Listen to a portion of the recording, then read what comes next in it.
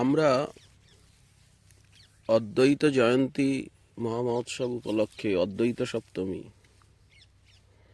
মাকরী সপ্তমী উপলক্ষে অদ্বৈত প্রভুর চারু চরিত সুধা সিন্ধুর এক বিন্দুর এক কণা স্পর্শ করবার দুঃসাহস করছিলাম। শ্রীল কৃষ্ণদাস কবিরাজ গোস্বামীপাদ বলেছেন,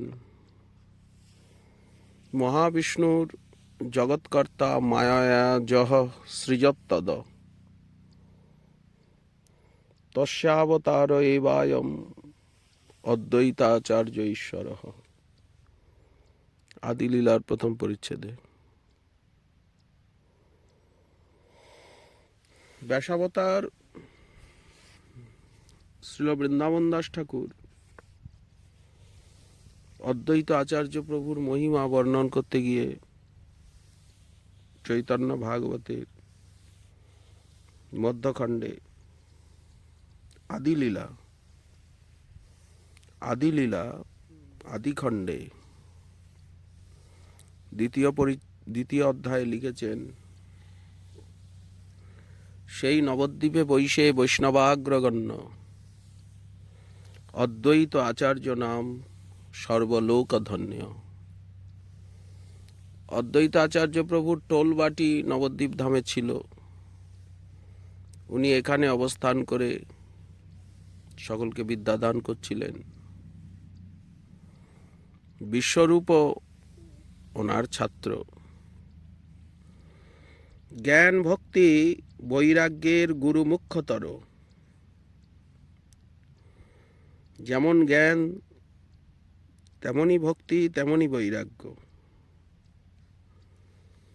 কৃষ্ণ ভক্তি বাখানিতে যেহেন শঙ্কর।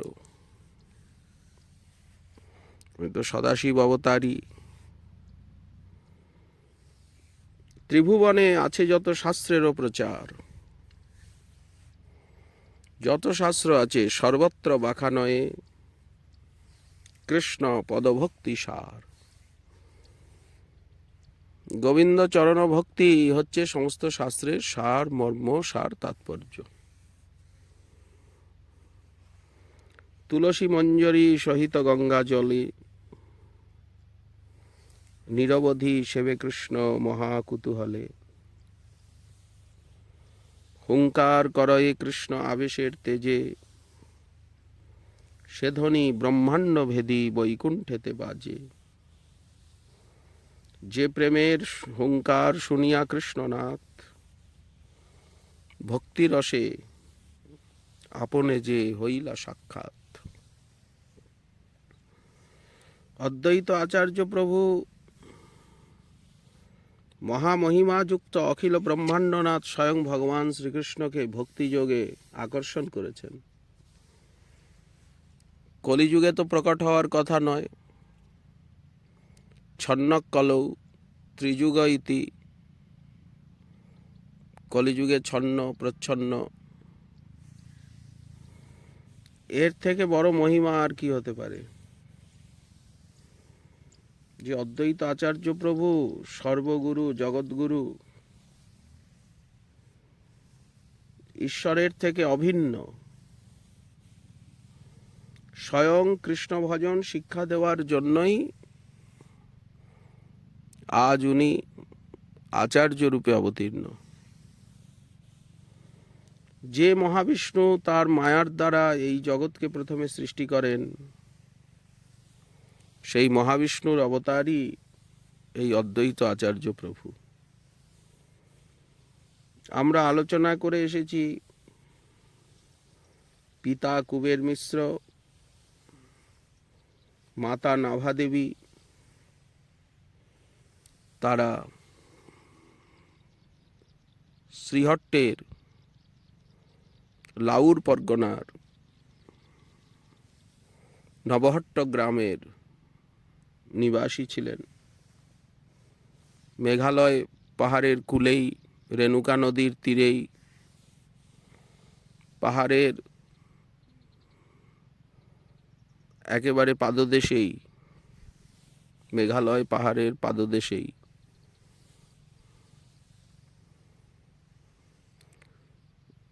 সেই লাউর পরগনা নবহট্ট গ্রাম, রেণুকা নদীর কূলেই অদ্বৈত আচার্য প্রভুর জন্মভূমি। কুবের পণ্ডিত বহুকাল অপুত্রক ছিলেন। প্রায় বৃদ্ধ বয়সে এই পুত্র রত্ন লাভ করেন।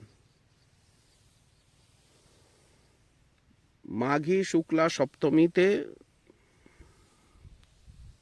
তার আবির্ভাব, শুভ জন্মোদয়। মাঘ শুক্লা তিথি সপ্তমীতে অতি উথলয়ে মহা আনন্দ সিন্ধু, নাভা গর্ভধন্য করি অবতীর্ণ, হইল শুভক্ষণে অদ্বৈত ইন্দু।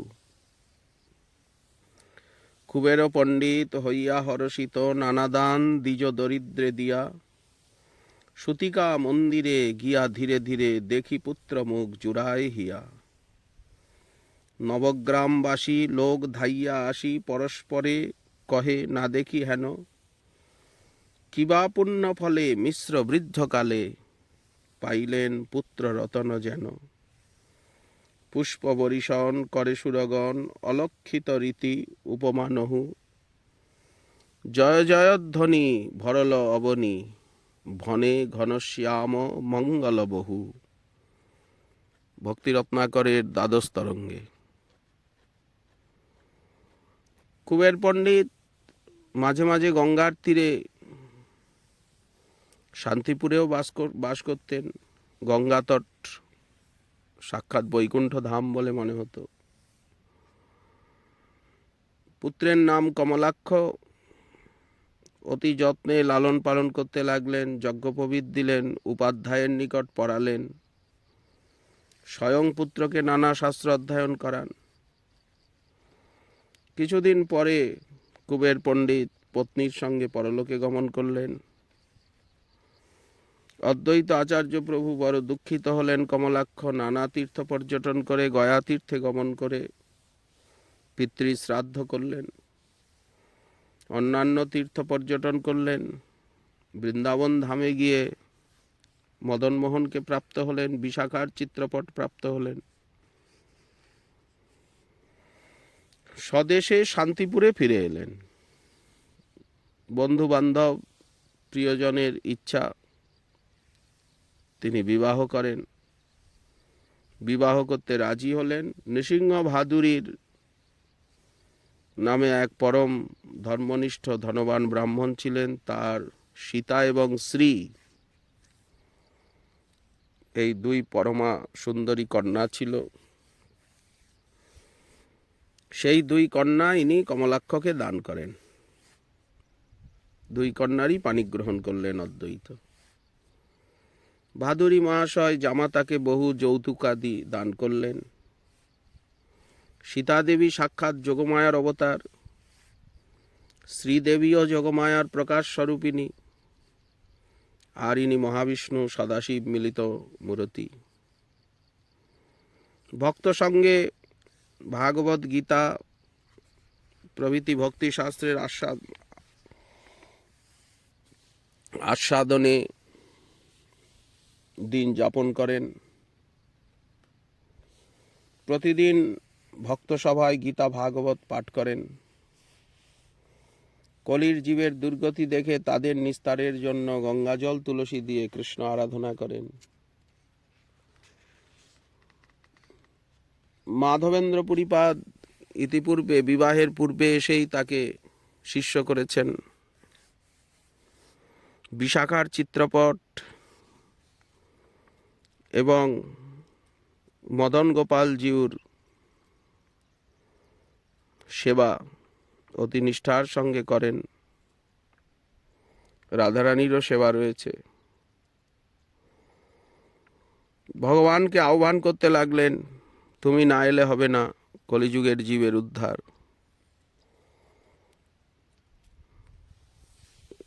যখন উনি অন্তরে জানতে পারলেন যে শীঘ্রই নবদ্বীপপুরে নদিয়াপুরে মিশ্রের গৃহে তিনি অবতীর্ণ হবেন। আগের থেকেই উনি নবদ্বীপে টোলবাড়ি করলেন, সেইখানে অবস্থান করতে লাগলেন। মহাসংকর্ষণ বিশ্বরূপ ভগবান আবির্ভূত হলেন। তারপরে শচীনন্দন রূপে পরতত্ত্ব সীমা স্বয়ং ভগবান গৌরাঙ্গের আবির্ভাব হলো। শান্তিপুরে থেকে অদ্বৈত আচার্য ভক্তি বলে সমস্তই বুঝতে পারলেন। সর্বপ্রথম তিনি সীতা ঠাকুরানীকে মিশ্রগৃহে প্রেরণ করলেন। দেখিয়া বালক ঠাম সাক্ষাৎ গোকুল কান, বর্ণমাত্র দেখি বিপরীত। ইনি যে সেই সাক্ষাৎ গোকুলের হরি, কেবল বর্ণটি মাত্র বিপরীত, গৌরবর্ণ। আনন্দের সীমা রইল না, বুঝতে পারলেন মনস্কামনা পূর্ণ হয়েছে। বিশ্বম্ভরের বাল্যলীলা, বিদ্যা অধ্যয়ন লীলা, গয়ায় যাত্রা, বিবাহ লীলা, দিগ্বিজয়ী জয়, বিবাহ লীলা, তারপরে জগন্নাথ মিশ্রের পরলোক গমন,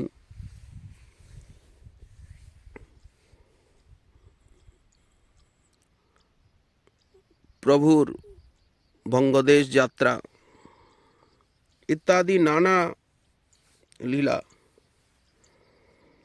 তারপরে যখন গয়ার থেকে এসে প্রভু নিজেকে প্রকাশ করতে লাগলেন, তখন অদ্বৈত আচার্যকে আহ্বান করলেন, তার মনোবাঞ্ছিত রূপ দেখতে বললেন। যে পূজার সময়ে যে দেব ধ্যান করে, তাহা দেখে চারিদিকে চরণের তলে। অদ্বৈত আচার্য প্রভু পূজার সময় যে যে দেবতার ধ্যান করতেন, সেই সেই দেবতা গৌরসুন্দরের চরণতলে স্তুতি করছেন দেখতে পেলেন। প্রেমানন্দে দুই বাহু তুলে নৃত্য করতে লাগলেন। আজ মহাপ্রকাশ দেখে, আজি সে সফল মোর দিন পরকাশ, আজি সে সফল হইল যত অভিলাষ, আজি মোর জন্মকর্ম সকল সফল, সাক্ষাৎ দেখিনু তোমার চরণ যুগল। ঘোষে মাত্র চারি বেদে, যারে নাহি দেখে, হেন তুমি মোর লাগি হইলা পরতেকে। তারপরে মহাপ্রভু আচার্যকে করুণা করে বললেন, আচার্য আমার পূজা করো। তখন গৌরসুন্দরের শ্রীচরণ যুগল পূজা করতে লাগলেন। প্রথমে চরণ ধুই সুবাসিত জলে, শেষে গন্ধে পরিপূর্ণ পাদপদ্মে ঢালে, চন্দনে ডুবাই দিব্য তুলসী মঞ্জরি, অর্ঘ্যের সহিত দিলা চরণ উপরি, গন্ধ পুষ্প ধূপ দীপ পঞ্চ উপচারে, পূজা করে প্রেম জলে বহে অশ্রুধারে, পঞ্চশিখা জালি করেন পুনঃ বন্দনা, শেষে জয় জয়ধ্বনি করেন ঘোষণা। অদ্বৈত আচার্য প্রভু শাস্ত্রবিধানে গৌরসুন্দরের সর্বপ্রথম শ্রী পাদপদ্ম যুগল পূজা করে আর শেষে স্তুতি করতে লাগলেন, জয় জয় সর্বপ্রাণনাথ বিশ্বম্ভর, জয় জয় গৌরচন্দ্র করুণা সাগর, জয় জয় ভকত বচন সত্যকারী, জয় জয় মহাপ্রভু মহা অবতারী, জয় জয় সিন্ধুসুতা রূপ মনোরম, জয় জয় শ্রীবৎস কৌস্তুভ বিভূষণ। কত কত লীলা। জয় জয় হরিকৃষ্ণ মন্ত্রের প্রকাশ, জয় জয় নিজ ভক্তি গ্রহণ বিলাস, জয় জয় মহাপ্রভু অনন্ত শয়ন, জয় জয় সর্বজীবের শরণ। অদ্বৈত আচার্য প্রভুর এইরূপ স্তুতি শুনে গৌরসুন্দর সহাস্যবদনে বললেন, হে আচার্য, তোমার স্তুতিতে আমি সন্তুষ্ট হয়েছি, তুমি ইচ্ছানুরূপ বর গ্রহণ করো। তখন অদ্বৈত আচার্য প্রভু বললেন, প্রভু, ভক্তি বেলাবার জন্যই তো আমি তোমাকে ডেকেছি, আর তুমিও আমার সেই সদিচ্ছাকে নিজ মুখে স্বীকার করেছ। এই জন্য আমি চাই সকলে যাতে ভক্তি পায়। অদ্বৈত বলয়ে যদি ভক্তি বিলাইবা, স্ত্রী শূদ্র আদি যত মূর্খের এসে দিবা। যত স্ত্রী জাতি আছে, শূদ্র জাতি আছে, অন্তজ আছে, তাদেরকে ভক্তি দিবা। ব্যাসাবতার লিখছেন যে এই জন্য আজ কলিযুগে এদের ভক্তি বেশি। অদ্বৈতের প্রার্থনার সাক্ষী সকল সংসার। স্ত্রী ভক্ত, মহিলা ভক্ত জগতে অধিক পুরুষ ভক্তের চেয়ে, তাদের ভক্তি বেশি। এবং অন্তজ যারা সমাজে দলিত, অবহেলিত, অবজ্ঞাত, অদ্বৈত আচার্য প্রভুর তাদের উপরে দয়া, তাদেরকে উনি অধিক কৃপা করেছেন, এজন্য তাদের ভিতরে সমধিক ভক্তি দেখা যায়। আজ তারাই ভক্তি রসে আস্বাদনে মত্ত প্রমত্ত। হে ঠাকুর, যদি ভক্তি বিতরণ করো মূর্খ স্ত্রী, শূদ্র আদি, অন্তজ আদি, যারা চিরদিন বঞ্চিত, দলিত, অবহেলিত, তাদেরকে ভক্তি ধন দাও। আমি এই বর তোমার কাছে চাই। অদ্বৈত আচার্য প্রভুর এই রকম বর প্রার্থনা শুনে ভক্তগণ হরিহরিধ্বনি করতে লাগলেন। করুণাময় শ্রীহরি ভক্ত বাক্য সত্য করবার জন্য দিনহীন, পাপী, পতিত, পাষণ্ডী, অবহেলিত, দলিত, সমাজে যারা দূরে, যবনাদি সকলকে ব্রহ্মার দুর্লভ প্রেম দান করলেন। জয় জয় অদ্বৈত আচার্য দয়াময়, যাহার হুঙ্কারে গৌর অবতার হয়। প্রেমদাতা সীতানাথ করুণা সাগর, যার প্রেমরসে আইলা গৌরাঙ্গ সুন্দর। যাহারে করুণা করি কৃপা দিঠে চায়, প্রেমরসে সেই জন চৈতন্য গুণ গায়। তাহার চরণে যেবা লইল শরণ, সেজন পাইলা গৌর প্রেম মহাধন। এমন দয়ার নিধি কেনে না ভজিনু, লোচন বলে নিজ মাথে বরজ পারিনু। অদ্বৈত আচার্য প্রভুর লীলা অতীব চমৎকার, এবং মহাপ্রভুর তার প্রতি বশ্যতাও চরমে। যেভাবে চৈতন্য ভাগবতে, চৈতন্য চরিতামৃতে, চৈতন্য চরিত মহাকাব্যে যেভাবে বর্ণনা রয়েছে, অভূতপূর্ব এমন বর্ণনা নিত্যানন্দ প্রভুর সঙ্গে অদ্বৈত প্রভুর যে প্রেম কন্দল, যে প্রীতি রীতি অতীব দুর্গেয়।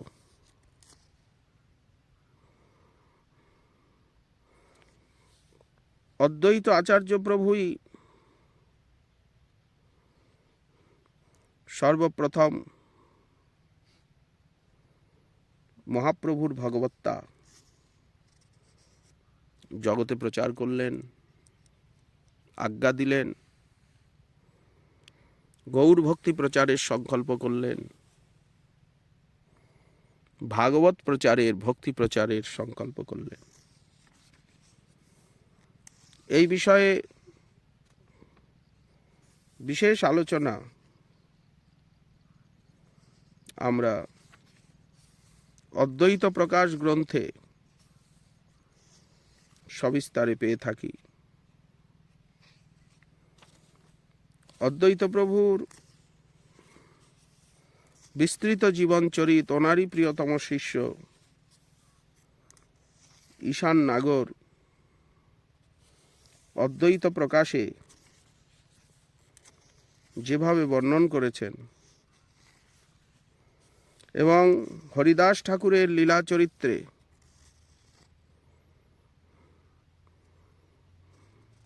যেভাবে অদ্বৈত প্রভুর ভূমিকা রয়েছে, এ এক অপূর্ব। অদ্বৈত প্রভুর পত্নী সীতা ঠাকুরানী নিত্যপূজ্যা জগৎমাতা, তিনিও গৌরসুন্দরের প্রতি বাৎসল্য প্রেমে সর্বদা বিহ্বল, শচী জগন্নাথ মিশ্রের শত উপদেষ্টা। কবিরাজ গোসাইপাদ লিখেছেন, অদ্বৈত আচার্য ভার্যা জগত পূজিত আর্যা, নাম তার সীতা ঠাকুরানী। আচার্যের আজ্ঞা পাইয়া গেলা উপহার লইয়া, দেখিতে বালক শিরোমণি। পুত্র ভূমিষ্ঠ হওয়ার পরেই জগন্নাথ মিশ্র মহোদয় শান্তিপুরে অদ্বৈত আচার্যের নিকট লোক প্রেরণ করেছিলেন। লোকমুখে এই অপূর্ব পুত্র জন্মের বার্তা পেয়ে অদ্বৈত আচার্য আনন্দ সাগরে ভাসতে লাগলেন। হরিদাস ঠাকুরের সঙ্গে গঙ্গা স্নান, বহু নিত্য গীত করলেন। সহধর্মিনী সীতা ঠাকুরানীকে তাড়াতাড়ি নবদ্বীপে প্রেরণ করলেন এবং শচী দেবীকে বহু উপদেশ করলেন। পতির নির্দেশ অনুসারে উনি দোলায় চড়ে মিশ্রগৃহে শ্রীধাম নবদ্বীপে শুভাগমন করলেন। বহু সম্মানের সহিত জগন্নাথ মিশ্র তাকে অভ্যর্থনা করলেন। ভক্ষ ভোজ্য উপহার সঙ্গে লইয়া বহুভার শচীগৃহে হইলা উপনীত। দেখিয়া বালক ঠাম সাক্ষাৎ গোকুল কান, বর্ণমাত্র দেখি বিপরীত। সীতা ঠাকুরানী আজ নবজাত পুত্রকে দর্শন করতে লাগলেন। সাক্ষাৎ সেই গোকুলের কৃষ্ণ, বর্ণটি কেবল ভিন্ন, ইন্দ্রনীলমণির ন্যায়। গোবিন্দের বর্ণ, কিন্তু এর বর্ণ তপ্ত কাঞ্চনের ন্যায়। সর্ব অঙ্গ সুনির্মাণ, সুবর্ণ প্রতিমা ভান, সর্ব অঙ্গ সুলক্ষণময়। বালকের দিব্যজ্যোতি দেখি পাইল বহু প্রীতি, বাৎসল্যেতে দ্রবিল হৃদয়। বাৎসল্য প্রেমে হৃদয় গলে গেল। বাম হাতে বালকের শিরে ধান্য দুর্বা দিয়ে আশীর্বাদ করে বললেন, দুই ভাই চিরজীবী হও।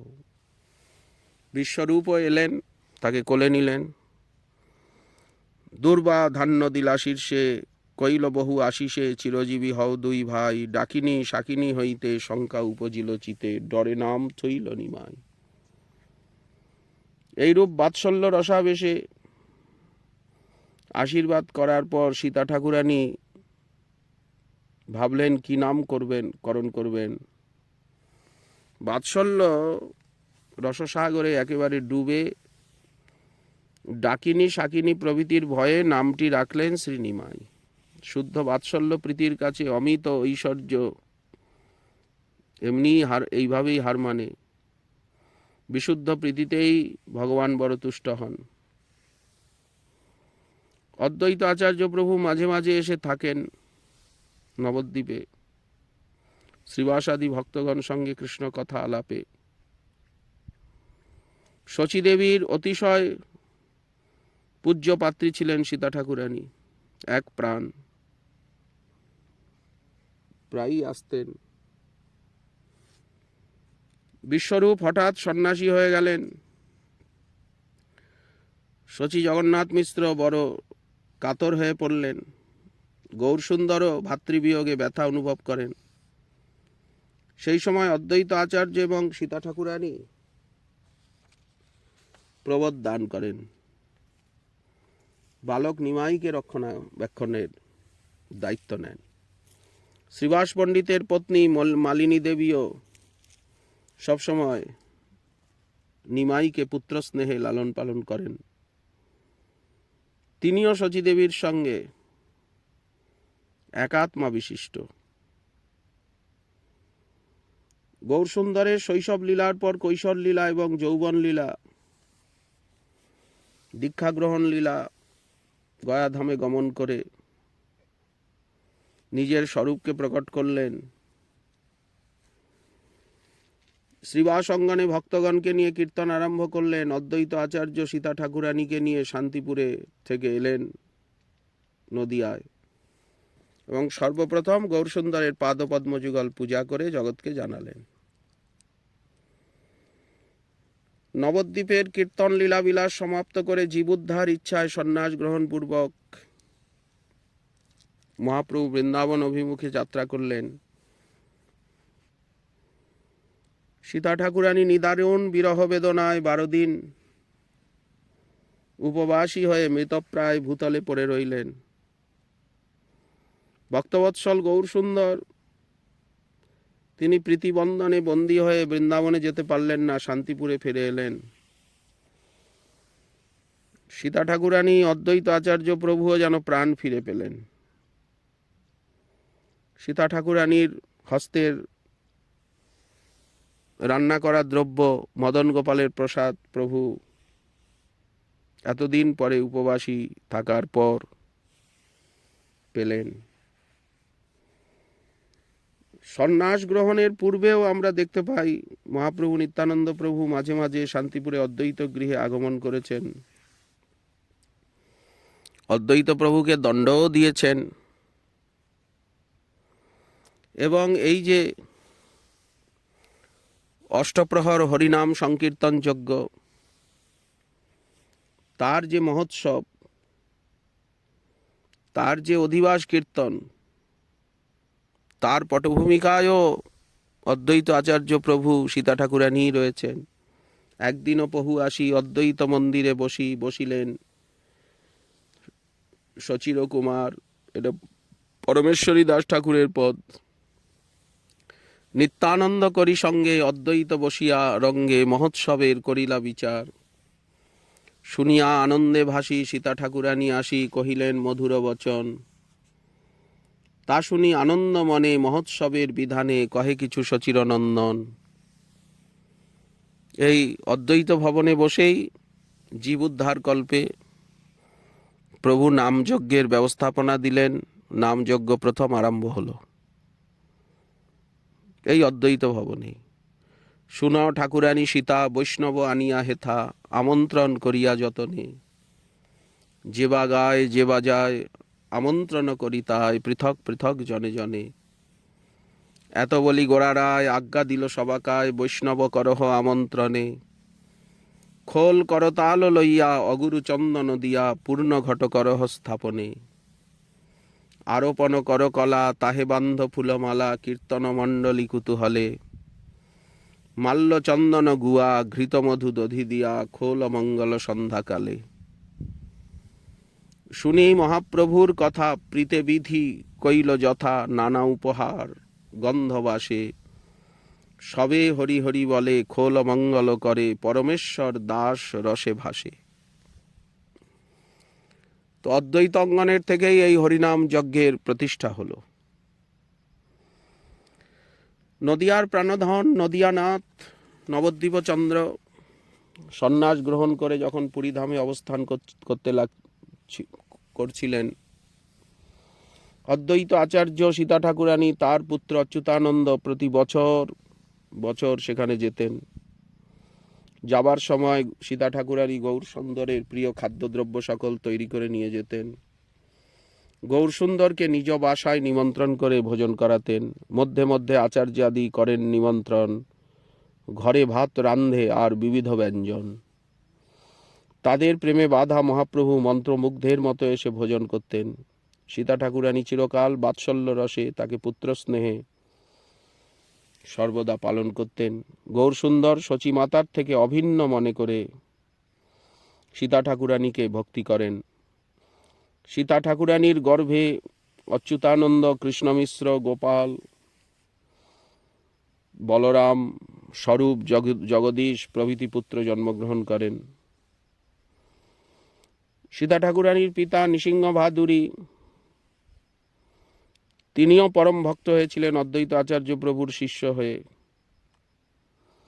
যোগ মায়া ভগবতী গৃহিণী তস্য সাম্প্রতম সীতা রূপেণ অবতীর্ণা শ্রী নাম্নী তৎপ্রকাশত। গৌরগণোদ্দেশ দীপিকায় রয়েছে। ভগবতী যোগমায়া অদ্বৈত প্রভুর পত্নী সীতা দেবী, আর তার প্রকাশ শ্রীদেবী। এই জন্য এই সীতা ঠাকুরানী এবং অদ্বৈত আচার্য প্রভুর মুখ্য ভূমিকা এই গৌরলীলায়। দয়া করো সীতাপতি অদ্বৈত গোসাই, তব কৃপা বলে পাই চৈতন্য নিতাই। ভক্তি রত্নাকর, প্রেম বিলাস, যত ঐতিহাসিক গ্রন্থ রয়েছে, অদ্বৈত প্রকাশ আদি, সীতা অদ্বৈত তত্ত্ব নিরূপণ, অদ্বৈত প্রভুর বাল্যলীলা সূত্র প্রভৃতি গ্রন্থে বিস্তারভাবে বর্ণনা রয়েছে এইসব লীলার। চৈতন্য চরিতামৃতেও, চৈতন্য ভাগবতেও আমরা ধীরে ধীরে আস্বাদন করব অদ্বৈত প্রভুর এই অমিয়া মাখা চরিত কথা। জয় জয় অদ্বৈত আচার্য দয়াময়, যাহার হুঙ্কারে গৌর অবতার হয়। প্রেমদাতা সীতানাথ করুণা সাগর, যার প্রেম রসে আইলা গৌর সুন্দর।